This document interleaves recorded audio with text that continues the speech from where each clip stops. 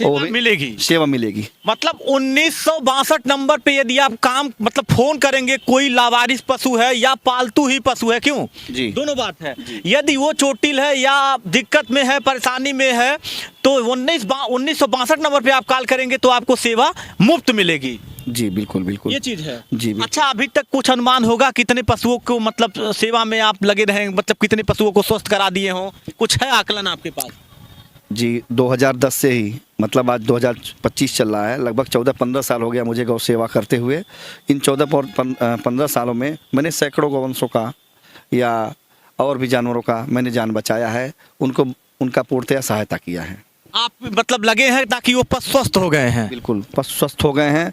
मुझे दुख तब होता है कि जब मैं उनका उपचार करवा देता हूँ, उपचार करवाने के बाद उनको गौशाला भी पहुँचवा देता हूँ, उसके बाद भी अगर वो गौवंश या वो जीव अगर मर जाता है तो उनको मैं डिस्पोज भी करवाता हूँ। मरने के बाद अगर जीव कोई मर जा रहा है दवा कराने के बाद, तो उनको मैं ले आकर डिस्पोज भी कराता हूँ, अंतिम संस्कार भी कराता हूँ। लेकिन तब मुझे बेहद खेद होता है कि वो जीव मेरे काफ़ी प्रयास के बाद भी मारा नहीं। मेरा दिल बहुत इस मामले में दुखता है, मैं बहुत द्रवित हो जाता हूँ इस मामले को लेकर के। एक मुद्दा आप सोशल मीडिया के जरिए दिखा रहे थे कि गौ तस्कर थे, कहीं मतलब गाड़ी लेकर के जा रहे थे, पिकअप से गाड़ी टकरा गई, कुछ उसमें जो भी थे, मतलब गाय थी या सांड था, जो भी है, मतलब वो भी जानवर थे, जंतु थे, शायद लड़ गई थी पिकअप, उसमें शायद जानवर कुछ मर गए थे, वो जानकारी आप मतलब उसमें आपकी भूमिका क्या थी?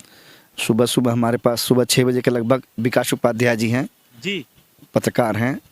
आप श्रीमान जी के जरिए हमको फ़ोन पे सूचना मिली कि मीरगंज, जो कि भुवरिया है, खैलाबाद से लगभग 7-8 किलोमीटर की दूरी पे है, हाईवे रोड NH 28 पे। तो वहाँ से मुझे सूचना मिली कि एक पिकअप भोर में 2 बजे के लगभग, 2 से 3 बजे के लगभग भोर में जा करके वो पशु तस्कर उसको ले जा रहे थे गौवंश सब तस्करी के लिए। और वो बेगूसराय में जा रही थी पिकअप से, वो पिकअप भी बेगूसराय की थी।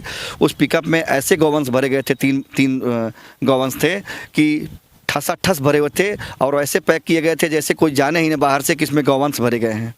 और रात में कोहरे की वजह से वो पिकअप जा करके और एक पेड़ में मीरगंज में टकरा गई, जिसमें से एक गौवंश तत्काल के तत्काल वहाँ पे मर गया, एक गौवंश उसमें घायल हुआ और एक गौवंश सब लोग गांव के लोग वहाँ पे पहुँचे और पहुँच करके निकालने की कोशिश किए तो एक गौवंश थोड़ा छित था, हल्का चोट पोट लगा था, वो तो भाग गया, लेकिन एक गौवंश उसी में मर गया था और एक गौवंश घायल था, तड़प रहा था वहाँ पे। तो मैं तत्काल बाइक से, जब सूचना हमको विकास उपाध्याय जी ने दिया, मैं तत्काल बाइक से सुबह 6 बजे के लगभग वहाँ पे मीरगंज में पहुँचा। मीरगंज में पहुँच करके देखता हूँ तो वहाँ पे स्थानीय पुलिस भी पहुँची हुई थी और भी लोग पहुँचे हुए थे, प्रशासन के लोग निकाल रहे थे सब लोग उसको, गौवंश को, मरे हुए गौवंश को। उसके बाद हमने तत्काल पशु डॉक्टर को फ़ोन किया। पशु डॉक्टर को फ़ोन करके हमने जो गौवंश जी रहा था उसका हमने पशु डॉक्टर को बुलवा करके उपचार कराया और बाकी जो गौवंश मर गया था उस गौवंश को हमने तत्काल नगर पालिका में फ़ोन करके JCB गाड़ी मंगवा करके उसको ले आके वहीं पे पास में करीब में खेतों में ले आकर के उसको अंतिम संस्कार कराया। देख लीजिए, जनहित के कार्य के लिए। चलिए, आपसे ये मुझे बात करके अच्छा लगा। थोड़ी सी आपकी राय हम ये चाहते हैं, ठंडक का महीना तेज है, वाहन लोग चला रहे हैं, कोहरा गिर रहा है, पशुओं के प्रति के प्रेम को लेकर के और थोड़ा सा वाहन चालकों के लिए आपकी सुझाव क्या है, निर्देश क्या कहना चाहेंगे?